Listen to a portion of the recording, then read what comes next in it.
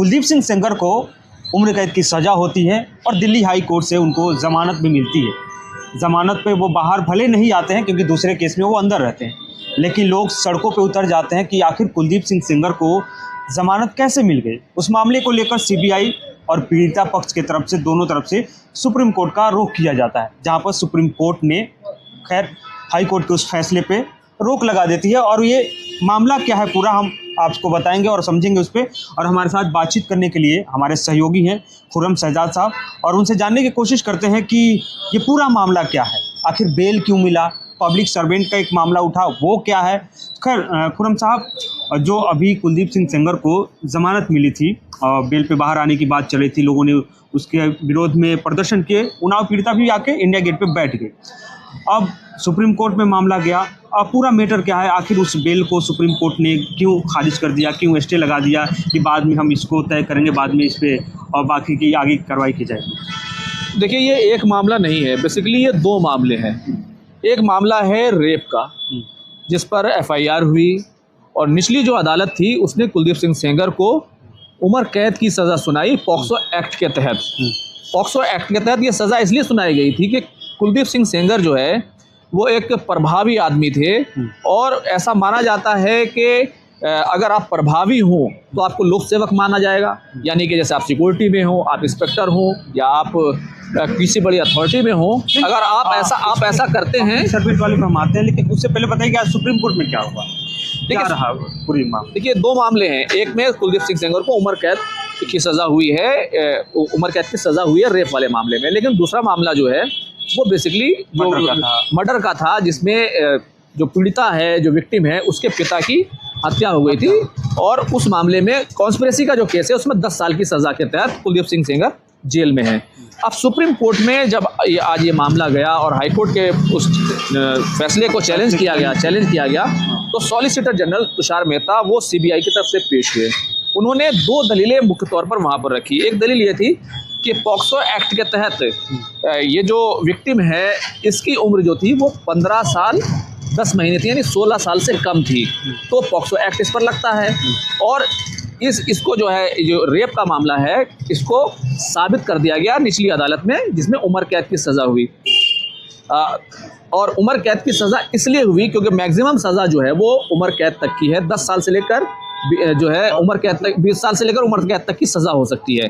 तो ये इशू था। लेकिन दूसरी दलील उन्होंने ये दी, अगर ये नहीं भी है, अगर ये बालिग भी है, क्योंकि बहुत सारी रिपोर्ट्स ऐसी आई जिसमें कई तरह की उम्र की बात कही गई कि उम्र ज़्यादा थी, पॉक्सो नहीं लगना चाहिए था, तो उस मामले में भी 10 से 20 साल की सज़ा होती है। तो एक दलील उन्होंने ये दी। लेकिन मुख्य दलील जो थी, जिस पर पूरा जो कहना चाहिए फैसला पलट गया, वो इसलिए पलट गया कि जो पब्लिक सर्वेंट वाला की बात कही। हाँ, पब्लिक सर्वेंट वाला ये भी मसला उठा था कि वो पब्लिक सर्वेंट नहीं है, तो इसलिए उनको ज़मानत उस बेस पे नहीं खारिज किया जा सकता है। या ये भी कहा जा रहा था कि उम्र कैद की सज़ा आपको मिल गई है, लेकिन कई ऐसे प्रावधान है, प्रोसेस है जिसमें आपको बेल मिल सकता है। तो ये पूरा मामला क्या था पब्लिक सर्वेंट वाला? देखिए, पब्लिक सर्वेंट का इशू ये है कि पॉक्सो एक्ट के तहत अगर कोई आप जघन्य अपराध करते हैं, और जाहिर सी बात है इसी तरह का कोई जुर्म होगा जो बच्चों के साथ किया जाता है, जो छोटे जो है किशोर अवस्था के जो युवा हैं उनके साथ अगर ऐसा जघन्य अपराध किया जाता है, तो अगर आप पब्लिक सर्वेंट हैं, यानी कि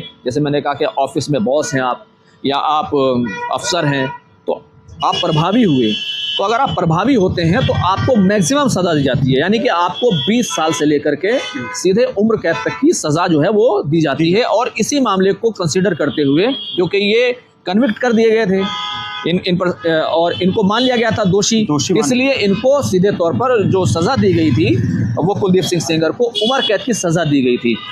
और अगर ऐसा नहीं होता, प्रभावी नहीं होते हैं, तो फिर आपको 10 साल से लेकर 20 साल तक की सज़ा होती है।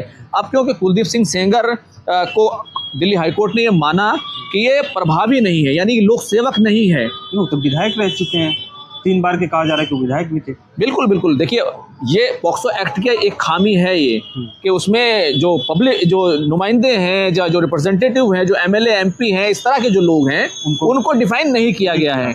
और इसीलिए अगर आप जो है डिफाइन नहीं किया गया था, क्योंकि इस बात को हाई कोर्ट ने कंसीडर किया, और इसी बुनियाद पर कुलदीप सिंह सेंगर को कहा कि ये 7 साल 5 महीने जेल में रह चुके हैं और इतना लंबा वक्त वो जेल में गुजार चुके हैं, क्योंकि 10 साल तक की सज़ा का प्रावधान है इस मामले में।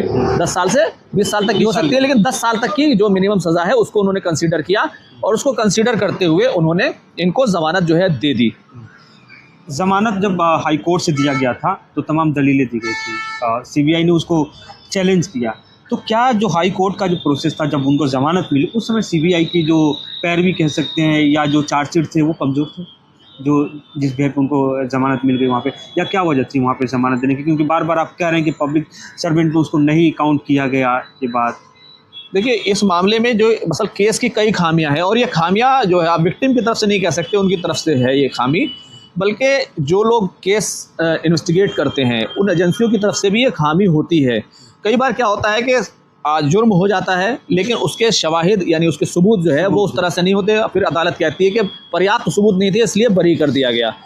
ऐसा ही इस मामले में हुआ। जब इस मामले की एफआईआर दर्ज की गई शुरू में तो फिर उसमें कुलदीप सिंह सेंगर का नाम नहीं था। आपने देखा होगा कि जो विक्टिम है वो बार बार ये कहती है हम पर दबाव था। लेकिन इसकी पृष्ठभूमि को भी आपको नज़रअंदाज नहीं करना चाहिए, क्योंकि दोनों ही परिवारों में पहले से रंजिश का मामला जो है ये सब लोग कहते रहे हैं और ये दावा किया जाता रहा है। खासतौर से कुलदीप सिंह सेंगर की जो बेटी है वो इस बात का हवाला खासतौर से देती है कि हमारी पुरानी रंजिश जो है वो चली आ रही हैं और उसके जो चाचा हैं विक्टिम के वो जो है जेल में हैं। लेकिन ये भी इस मामले में एक अहम है कि वो जेल में क्यों है, क्या कुलदीप सिंह सेंगर ने की वजह से ही वो जेल में है, क्योंकि ये भी एक बड़ा सवाल है। दूसरा ये कि जैसे कहा कि उसमें शुरू में नाम नहीं था तो इस वजह से एक ग्राउंड जो है वो मिलना शुरू हुआ।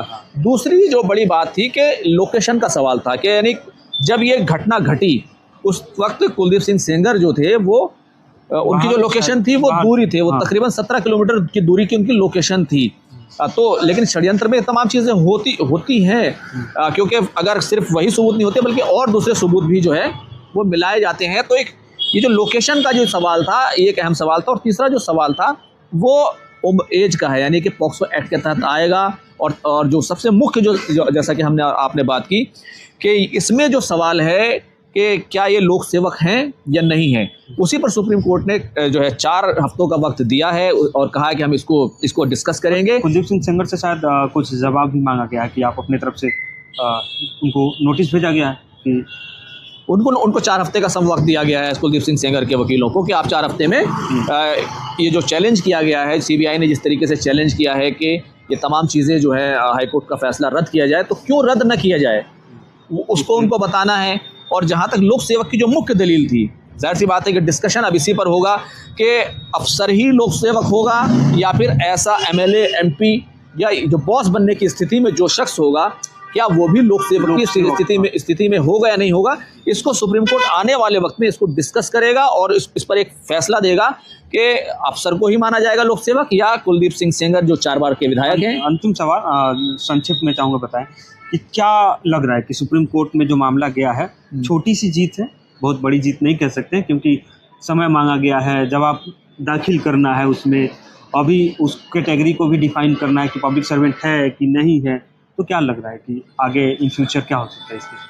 देखिए, इस मामले में सुप्रीम कोर्ट ने जो रोक लगाई है वो दिल्ली हाई कोर्ट के पूरे फैसले को रद्द नहीं किया है, बल्कि उसके ऑपरेशनल होने पर रोक लगाई है, यानी कि उसको लागू नहीं किया जाएगा।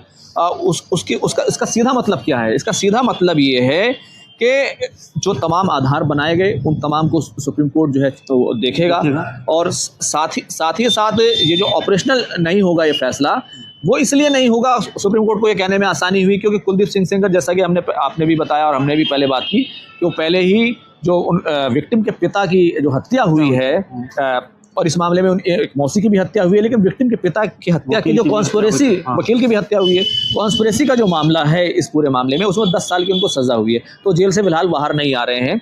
तो कोर्ट ने कहा कि अगर इनको रिहाई मिल जाती तो फिर इसमें वो आर्टिकल 21 का सवाल आता, जो दिल्ली हाई कोर्ट ने भी उसका हवाला दिया था कि इसमें राइट टू लाइफ और राइट टू पर्सनल लिबर्टी का जो सवाल है वो एक खड़ा हो जाता। तो क्योंकि वो जेल में ही है इसलिए सुप्रीम कोर्ट ने कहा कि फिलहाल हम जो है इस फैसले के ऑपरेशनल होने पर रोक लगाते हैं और इसको आगे जो है इसकी सुनवाई होगी। लेकिन आप सीधे से समझ लीजिए कि हाईकोर्ट के फैसले को फिलहाल जो है ऑपरेशनल होने से रोका गया है लेकिन इस सब प्रभावी नहीं होने देना है अभी उसको लागू नहीं होगा, बस उस पर रोक लगा दिया गया, खारिज नहीं किया गया। मान लीजिए दूसरे किसी फैसले में इसको जिसमें जेल इनको सजा हो चुकी है, अगर उस फैसले में कोई फैसला आ जाता है तो भी वो इस रोक की वजह से वो बाहर नहीं आ पाएंगे। और इसका सीधा सा मतलब ये है कि ये केस अभी जो है सुप्रीम कोर्ट में लड़ा जाएगा और आगे कोर्ट तमाम सबूतों को देखेगा, तमाम चीज़ों को देखेगा कि इस मामले में सेंगर की क्या क्या जो तमाम उनके साथ लिंक हैं, उन तमाम लिंक को खंगाला जाएगा। और साथ ही साथ एक बात और भी समझिए कि एक ये जो केस रेप का केस है, लेकिन उसके साथ कई हत्याओं का भी मामला इससे क्योंकि जुड़ गया है। अब इस पूरे मामले में अगर देखें तो कहते हैं ना, कड़ी से कड़ी जुड़ती जाती है, और ये जो कड़ी से कड़ी जुड़ रही है कि पहले विक्टिम की एफआईआर नहीं की जाती, फिर वो जाती हैं मुख्यमंत्री के सामने, वहाँ पर आत्मदाह करने की कोशिश करती हैं, फिर एफआईआर दर्ज होती है, सीबीआई को जाता है और पुलिस इस मामले में इन्वेस्टिगेशन एसआईटी शुरू करती है, तो उनके पिता को टॉर्चर की जाती है, उनकी मौत हो जाती है। फिर मौसी जो गवाह हैं, मौसी की चाची, उनकी मौत हो जाती है, फिर वकील की मौत हो जाती है। तो ये जेल में भी है कि उनके चाचा जेल में है। हालांकि ये काउंटर आर्गुमेंट है कि हमारी आपस की रंजिश जो है वो बहुत पुरानी है। तो ये बताने की कोशिश है बेसिकली कि ये फैमिली भी जो है ना क्रिमिनल बैकग्राउंड की ही है, तो इतना निर्दोष जो है इनको ना माना जाए। लेकिन रेप का मामला और फिर ये तमाम हत्याएं, ये कहीं ना कहीं कुलदीप सिंह सेंगर को बहुत भारी पड़ रही हैं। और यही वजह है कि एक तरफ तो कानूनी पहलू हैं ही कि अगर उनको माना जाए कि पॉक्सो एक्ट ना भी लगता हो तो भी उनको 10 से 20 साल की सज़ा होनी है, और पॉक्सो एक्ट लग जाता है तो फिर उनको 20 साल से लेकर के उम्र कैद की सज़ा जो निचली अदालत से हुई है वो होनी है।